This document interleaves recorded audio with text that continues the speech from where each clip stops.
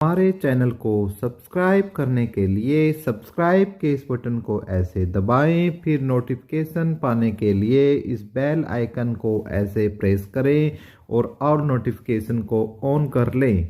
धन्यवाद। तो epic education channel में मैं आपका स्वागत करता हूं। तो दोस्तों, जो आज की हमारी जो वीडियो है, जो कि आपको सबको पता ही है दोस्तों, हरियाणा ग्रुप डी के लिए पोस्ट प्रीफ्रेंस फिल की जा रही हैं और आप लोगों ने बहुत से पोस्ट प्रीफ्रेंस आपने फिल भी कर दी होगी।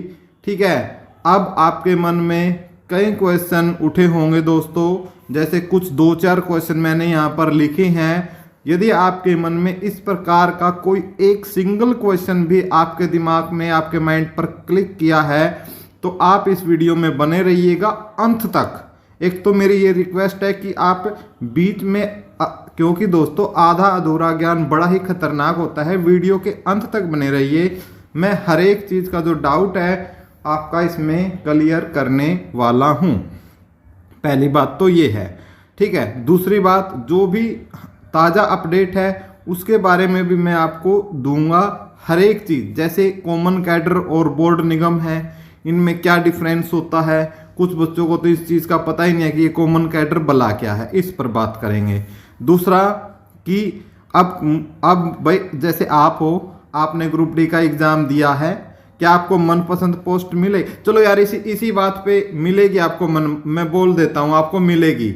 इसी बात पर वीडियो को लाइक और शेयर कर दो भाई, अपने दोस्तों तक वीडियो को पहुँचाओ ज़्यादा से ज़्यादा। और चैनल पर जो नए बच्चे आए हैं, जिन्होंने अब तक सब्सक्राइब नहीं किया है दोस्तों, वो सब्सक्राइब कर लो, क्योंकि कहीं ना कहीं एक दिन ऐसा आएगा कि आपका बहुत बड़ी इन्फॉर्मेशन से आप चूक जाओगे।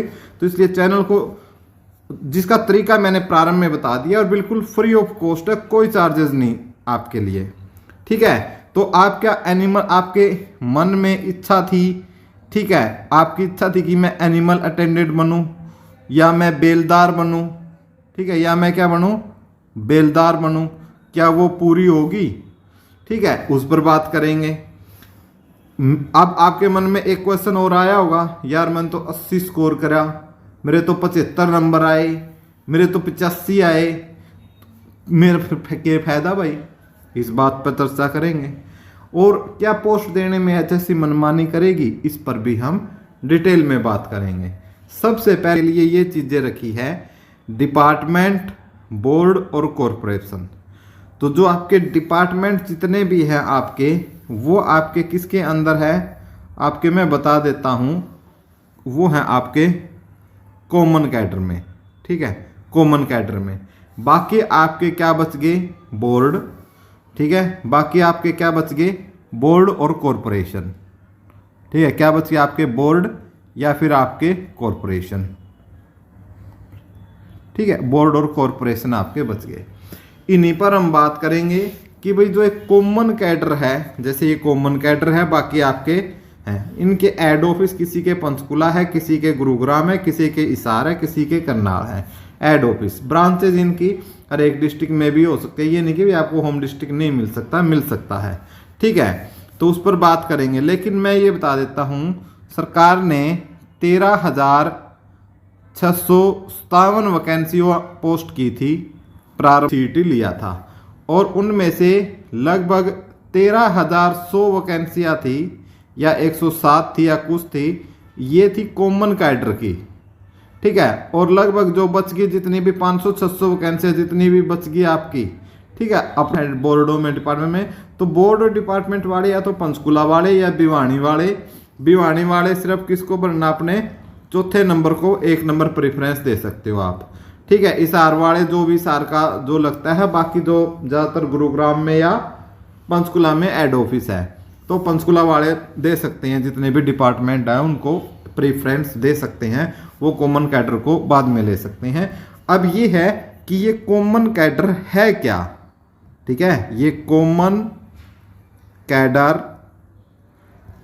कैडर है क्या, और साथ में ये बोर्ड और कॉरपोरेशन क्या है, बोर्ड या कॉरपोरेशन क्या है। ठीक है, अब बोर्ड, कॉमन कैडर क्या है भाई, बहुत सारे डिपार्टमेंट को बनाकर सरकार ने एक कॉमन कैडर बना दिया। जितने भी सरकारी डिपार्टमेंट थे, सरकारी तो ये भी हैं, लेकिन ये कुछ सरकारी विभाग थे, इनको एक कॉमन कैडर दे दिया गया है। लेकिन कुछ अभी भी ऐसे बोर्ड और कॉरपोरेशन है जो आपकी स्वायत्त बॉडी है, ठीक है, यानी उनको क्या है, ऑटोनोमस पावर है। ऑटोनोमस पावर समझते हो भाई, खुद की। जैसे आप किसी कॉलेज में पढ़ते हो, ठीक है, किसी कॉलेज में पढ़ते हो, आपने देखा होगा, ठीक है, आप बोलते हो कि ये कॉलेज तो फलानी यूनिवर्सिटी के अंदर आता है, भाई कुरुक्षेत्र यूनिवर्सिटी के अंदर आता है, कुरुक्षेत्र यूनिवर्सिटी के अंदर एक कॉलेज को बोलते हैं, इसको तो भाई ऑटोनोमस पावर है, ऑटोनोमस पावर है, ठीक है। अब ऑटोनोमस पावर का क्या मतलब होता है, ये मान ले जितने भी कॉलेज हैं जो कुरुक्षेत्र यूनिवर्सिटी के अंदर जितने भी है, जैसे ये भी आ गया, एक ये भी आ गया, एक ये भी आ गया, ठीक है, मैं इसको कट कर देता हूं कि ये नहीं आता इसमें, ठीक है। बाकी सारे जो आ रहे हैं, मैं इसको ये जो बता रहा हूं, ये कुरुक्षेत्र अंदर ये कॉलेज है, ये सारे जो मैंने लगाए हैं, और ये कॉलेज एक ऐसा है जो जिसको ऑटोनोमस पावर है। जब ये जो सारे कॉलेज है, मान लिया ये जींद में है, ये भिवानी में है, ये कुरुक्षेत्र में है, अम्बाड़ा में है, या कहीं भी है, ऐसे हर एक जिलों में, ठीक है, और ये एक ऑटोनोमस कॉलेज है, जैसे ये पानीपत में है, ठीक है, ऑटोनोमस। अब क्या है कि यदि जब इन सब के जो एग्जाम डेट होएगी ना, एक तो इन सब की एग्जाम डेट क्या होगी, सेम होएगी, और इनकी एग्जाम डेट क्या निकालेगी, कुरुक्षेत्र यूनिवर्सिटी निकाल लेगी। जब इनका पेपर बनाया जाएगा ना, इन सब का पेपर भी क्या होगा भाई, सेम होगा, ठीक है, सेम पेपर होगा इन सब का, और फिर जो रिजल्ट है वो कुरुक्षेत्र यूनिवर्सिटी, जो कॉपी चेक होगी वो कुरुक्षेत्र यूनिवर्सिटी उनको सबको मेंटेन करेगी, डीएमसी भी क्या होगी, कुरुक्षेत्र यूनिवर्सिटी की होगी। अब लेकिन जो ये ऑटोनोमस पावर है ना भाई, इसको खुद की अपनी पावर है, ये इसके साथ, ये इनके साथ अपना एग्जाम लेने के लिए बाध्य नहीं है, ये अपनी एग्जाम डेट है वो अलग रख सकता है, ये अपना पेपर है अलग बना सकता है, ठीक है, ये अपने पेपरों का जो मूल्यांकन है ये अपने टीचरों से करवा सकता है, खुद करवा सकता है, या अपने कहीं और बाहर भेज सकता है, ठीक है। ये अपनी फीस है, इनकी फीस यूनिवर्सिटी निर्धारित करेगी, इनकी फीस क्या है ये खुद निर्धारित करेंगे, जो ऑटोनोमस पावर है। तो इस प्रकार दोस्तों अब समझ जाइए बोर्ड, जो आपके बोर्ड और कॉरपोरेशन और कॉमन कैडर में क्या फर्क है।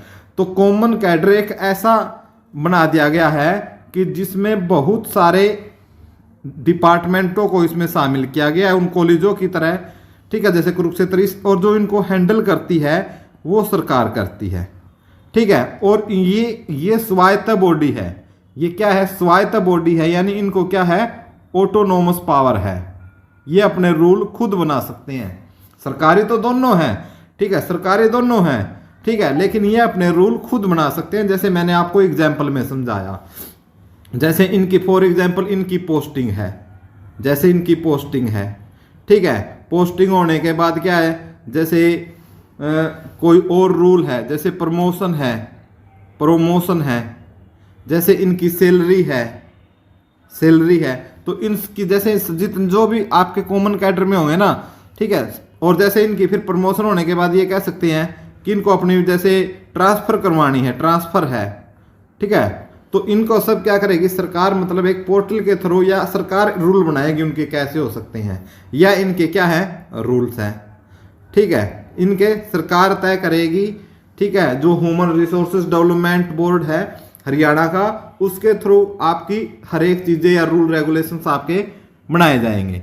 इसी प्रकार जो ऑटोनोमस होंगे ना, जैसे फॉर एग्जांपल भिवानी बोर्ड है आपका, HBSC है, ठीक है, ये अपने रूल खुद बनाएगा, प्रमोशन खुद देगा, ठीक है, पोस्टिंग ये अपने आप बताएगा कि आपको वहां खड़ा होना है, आज उस गेट पे खड़े होना है, वहां ड्यूटी है आपकी, ठीक है, सैलरी है ये खुद बनाएगा, इसकी सरकार जिम्मेवारी ये बताएगा भाई इतनी सैलरी जो है इतनी होगी हमारे इसमें लगने में, ठीक है, इसके अलग रूल होंगे। तो ये कॉमन कैडर का और बोर्ड का है।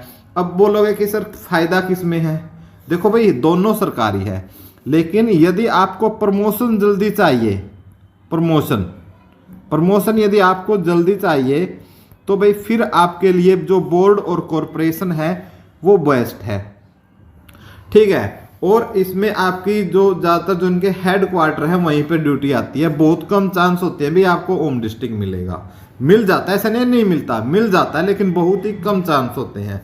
और इसमें आपके चांस ये होते हैं कि आपके प्रमोशन के चांस कम होते हैं, क्योंकि जो कॉमन कैडर के 2018 में जो लगे थे ना, अभी तक इनका भी प्रमोशन नहीं हुआ, लेकिन कई बोर्ड और कॉरपोरेशन में प्रमोशन हो चुका है, खाली जो उनकी सीटें हैं वो खाली हो गई हैं। ठीक है, 2018 अब पहले 2000 अब देखो जो कॉमन कैडर में 2018 वाले हैं ना, तो सीनियोरिटी के हिसाब से पहले इनको प्रमोशन मिलेगी जो ये 18,000 लगे थे। ठीक है, उसके बाद अब जो 2023 में लगेंगे ना, इनकी बारी आएगी, और इनसे भी पहले जो इनकी वेटिंग लिस्ट लगी थी उनकी बारी आएगी, फिर 2023 की बारी आएगी। अभी तो इनकी भी नहीं आई, 2018 वालों की भी नहीं आई है अभी तो। ठीक है, ठंडे बस्ते में है बिल्कुल। तो पहला जो मेरे हिसाब से आपको समझ में आया होगा, मेरे हिसाब से आपको समझ में आ जाना चाहिए कि कॉमन कैडर और बोर्ड नियम में क्या है। अब ये है कि जो आपने क्या भाई आप एनिमल, आपकी इच्छा थी एनिमल अटेंडेंट की, क्या आप लग पाओगे? तो देखिए भाई, बिल्कुल लग पाओगे। सरकार ने एचएससी की तरफ से एक न्यूज आई है, ठीक है, हमारे वहाँ पर भाई गए हुए थे, ठीक है, तो उन्होंने पता किया है, तो उसके लिए एचएसएससी ने ये बोला है कि फिलहाल हम जो ये है डिपार्टमेंट प्रेफरेंस भी भरवा रहे हैं, डिपार्टमेंट प्रेफरेंस। ठीक है, उसके बाद क्या होगा, यदि वैकेंसियां बढ़ती घटती है तो उसके बाद उन सब का क्या करके रिजल्ट जब निकाल लेंगे ना, ठीक है, रिजल्ट निकालने के बाद इस मैटर को दे दिया जाएगा ह्यूमन रिसोर्सेज डेवलपमेंट बोर्ड को, HRDA को दे दिया जाएगा। ठीक है, जो इसका डीजी है उसके अंडर में ये जो भर्ती है वो होगी। उसके बाद HRDA क्या निकालेगा, एक और पोर्टल निकालेगा दोस्तों। ठीक है, और उस पोर्टल के अंदर जैसे जो भी विभाग है, जैसे एग्रीकल्चर है, एग्रीकल्चर में भाई पीएन की कितनी है, ठीक है, आपके ये कह सकते हो, और जो भी है इसके अंदर जितनी भी वैकेंसियाँ होती है दफ्तरी की और स्टोरमैन जो भी होगी ना, उन सब की ये इसमें लिस्ट आ जाएगी। फिर उस पोर्टल में आपको क्या भरनी है, आपको पोस्ट प्रीफ्रेंस आपको फिल करनी है, पोस्ट प्रीफ्रेंस। और वो पोस्ट प्रीफ्रेंस आपको किसके हिसाब से मिलेगी, अंकों के हिसाब से मिलेगी। ठीक है, अंकों के हिसाब से, यानी कोई अच्छी पोस्ट है, ठीक है, मान लिया एक ए है, ये बी पोस्ट है, और ए पोस्ट अच्छी है बी से, तो दो जो विद्यार्थी है, एक विद्यार्थी के 85 नंबर है, ठीक है, एक के 84 है, तो जो अच्छी पोस्ट है, जो 85 वाले को क्या है पहले वो पोस्ट मिलेगी, यदि उसने उस पोस्ट प्रीफ्रेंस को पहले भर रखा होगा। तो यदि उस पोस्ट प्रीफ्रेंस को इसने पहले नहीं भर रखा होगा ना, तो फिर वो 84 वाले को भी मिल जाएगी। ये बहुत खेल समझने का है दोस्तों। जब वो पोर्टल निकलेगा ना, तब आप मेरे से कांटेक्ट कर लेना, मैं आपको जरूर बताऊंगा, क्योंकि ये टेक्निकल, आपको पता है भाई, एचएसएससी हो या हरियाणा सरकार हो, जो इनके पोर्टल होते हैं ना, उनमें इतना टेक्निकल ग्लिच होता है, इतना एरर होता है बहुत ज़्यादा। अब जो पोर्टल ओपन हो रहा है ना, इसी में देख लिया होगा, ठीक है, इन यस नो का ऑप्शन है, पहले बच्चे बोल रहे थे आ रहा है, लेकिन अब नहीं आ रहा। इतनी टेक्निकल कमियां होती है भाई। यदि आपको थोड़ी सी भी टेक्निकल नॉलेज है ना, तो मैं ये गारंटी देता हूं आपको, गारंटी, ठीक है, गारंटी देता हूं, आप अपनी मनपसंद पोस्ट ले जाओगे, मनपसंद पोस्ट ले जाओगे, उड़ा दोगे, आप उड़ा दोगे जो इनका पोर्टल है उससे। बस थोड़ी सी टेक्निकल नॉलेज होनी चाहिए आपको दोस्तों। जैसे अभी एक एग्जांपल मैंने बताया ना, ए अच्छी पोस्ट है बी से, लेकिन उसको 84 वाला भी ले सकता है और 85 वाला रह सकता है। ठीक है, वो सारा खेल क्या है, जब ये पोर्टल ओपन होगा उस पोर्टल पे मैं आपको बता सकता हूं, लेकिन ओपन तौर से तो मैं इस पे बता भी नहीं सकता दोस्तों कि वो टेक्निकल क्या मजा है, वो टेक्निकल क्या सिस्टम है जिससे आप अपनी मनपसंद पोस्ट ले सकते हो। ठीक है बिल्कुल है, लेकिन भाई हो सकता है यूट्यूब पर उस चीज़ को ना ही हम उसको ज़्यादा हवा दे तो अच्छी बात है। ठीक है, तो भर्ती हो जाए बहुत बड़ी बात है। तो अब जो नेक्स्ट हमारा पोर्टल है 80 और 85 को, ये जो कम नंबर वाला है, तो आप सोच रहे होंगे मैंने इतने, भाई एक विद्यार्थी पढ़ के 85 नंबर ले गया, 85 नंबर ले गया पढ़ के, ठीक है, पढ़ के क्या ले लिया उसने, 85 नंबर ले लिए, ठीक है, और एक विद्यार्थी के कितने हैं, कट ऑफ पर है, मान ले वो 71 है, ठीक है, तो ये 85 वाला भाई क्यों फायदे में, इसको तो कुछ फायदा होना चाहिए ना भाई, इतना पढ़ा है तो ये तो फायदा होगा। एक क्वेश्चन हो सकता है ना, क्या फायदा होगा, तो इसका आंसर यस में है, बिल्कुल होगा, चिंता ना करिए, आप घबराइए नहीं, आपने मेहनत की है, मेहनत कभी बेकार नहीं जाती, इसलिए आपको घबराना नहीं है। वो बहुत जल्दी आपका वो पोर्टल भी ओपन होगा, जिसपे मैंने आपको पहले समझा दिया है, कैसे होगा। ठीक है, अब क्या पोस्ट देने में एचएससी मनमानी कर सकती है? ठीक है, क्या क्वेश्चन क्या है, मैं लिख देता हूं, क्या पोस्ट देने में, बहुत इंपॉर्टेंट क्वेश्चन है भाई, पोस्ट देने में एचएसएससी मनमानी कर सकती है? ठीक है, इसका उत्तर है भाई देखो, होता है ऐसा। ठीक है, बिल्कुल होता है ऐसा। ठीक है, लेकिन यदि आप जागरूक रहे ना, जागरूक रहे, जैसे अब तक बच्चे जागरूक है, छोटी सी बात को लेकर कहाँ पहुंच रहे हैं, कोर्ट में ले रहे हैं। तो जो एचएसएससी के काम करने वाले जो ऑफिशियल है ना, कभी भी सरकार नहीं कहती, कभी खट्टर नहीं बोलेगा कि ऐसे करो, ये गलत है। पीछे भी देखा हमने भर्तियां, जो ग्रुप डी की भर्ती हुई ना, जो बोल रहे हैं खर्ची पर्ची नहीं होती, बहुत से ऐसे लगे हैं उसके अंदर भी जिन्होंने अपनी पोस्ट है जो अच्छी करवाई है, ठीक है, खर्ची पर्ची से। तो भाई, तो इसलिए मैं बोलता हूं भाई, ऐसा क्या है, आपका जागरूक रहने से है, वरना एचएससी मनमानी कर सकती है। ठीक है, मनमानी तो बिल्कुल कर सकती है, लेकिन आपको इसके लिए क्या रहना है, जागरूक रहना है। आपको आसपास देखना है कि भाई मान लिया आपके नंबर है 72, ठीक है, आपके आसपास है कोई 65 वाला, क्या कहीं वो आपसे बढ़िया पोस्ट तो नहीं लेके बैठा, कहीं वो आपसे बढ़िया पोस्ट तो नहीं लेके बैठा। ठीक है, अब उसका क्या चारा है, एप्लीकेशन दे सकते हैं। और लास्ट सारा क्या रहता है, फिर बोलते हैं ये कोर्ट केस ना करो। क्यों ना करे भाई, एक के बेचारे के 72 नंबर है, इतनी मेहनत करी है और वैकेंसी ले रहा है 65 नंबर वाला बढ़िया, तो क्यों ना करें, करेंगे, बिल्कुल करना चाहिए। अपने हक के लिए तो कुछ भी हो भाई, अपने हक के लिए कभी पीछे नहीं हटना चाहिए। जो सरकार बोलती है ना भर्ती गैंग और रोक है, ये भर्ती गैंग और रोक, क्योंकि भाई क्या है भाई, अगले हक के लिए लड़ रहे हैं, तो हक के लिए लड़ना, हार यदि वो गलत है तो कोर्ट में उनकी हार हो जाएगी, सरकार जीत जाएगी। ठीक है, यही तो हो सकता है, डिले ही तो हो सकता है। तभी तो बोलते हैं दोस्तों, ठीक है, सत्य को कभी पराजित नहीं किया जा सकता है। ठीक है, उसको दबाया जा सकता है लेकिन पराजित नहीं किया जा सकता। तो ये कुछ आपके डाउट थे जो मैंने आपके क्लियर करने की कोशिश की है। इसके अलावा यदि कोई डाउट है आपका तो आप कमेंट बॉक्स में कमेंट कर हमें बताएं। हम उन सभी डाउटों को क्या करेंगे, जड़ से उखाड़ फेंकने की कोशिश करेंगे आपके दिलो दिमाग में से। यही हमारा मकसद है, यही इस चैनल का मकसद है, सच्ची बातों को उठाना, सच्ची आपको खबरें आप तक पहुंचाना, ताज़ा अपडेट आपको देना, यही हमारा इस चैनल का ध्येय है। हमसे जुड़ने के लिए आपका बहुत बहुत धन्यवाद दोस्तों। एक बार फिर से जय हिंद, जय श्री राम।